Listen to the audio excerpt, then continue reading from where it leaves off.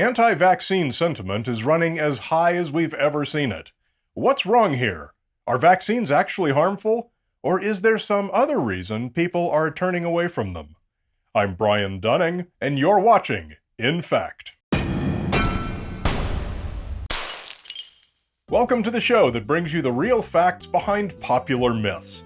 Despite vaccines being the greatest single advancement in the history of medicine, vaccine denial was brought to the forefront of conversation during the COVID-19 pandemic. There's no denying that anti-vaccine sentiment is rampant. But how much of it is justified? Vaccine denial has been around for as long as vaccines have, going all the way back to when Edward Jenner developed the first safe and effective smallpox vaccine in 1796. Jenner used cowpox in his inoculations, and religious objections arose almost immediately. Because the vaccine was sourced from animals, it was considered unclean and impure.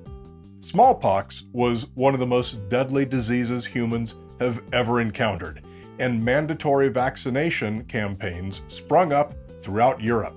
Like we saw with the recent COVID-19 pandemic, many protested these acts on the grounds of personal liberty.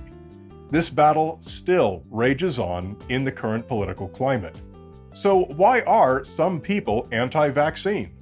Well, we can break down this ideation into 4 sections.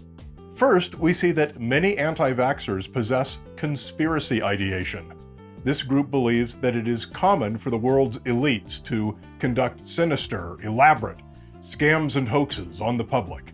A study by Portland Press revealed a high correlation, particularly in Western countries, between being anti-vax and believing in conspiracy theories.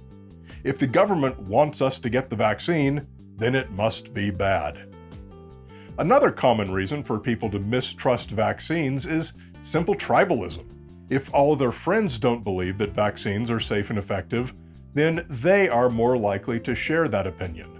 There's a common belief that having conservative political views makes someone more likely to be vaccine hesitant.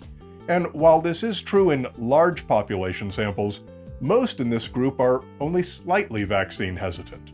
The largest contributor to vaccine hesitancy are the very small pockets of extreme anti-vax groups on both sides of the political aisle.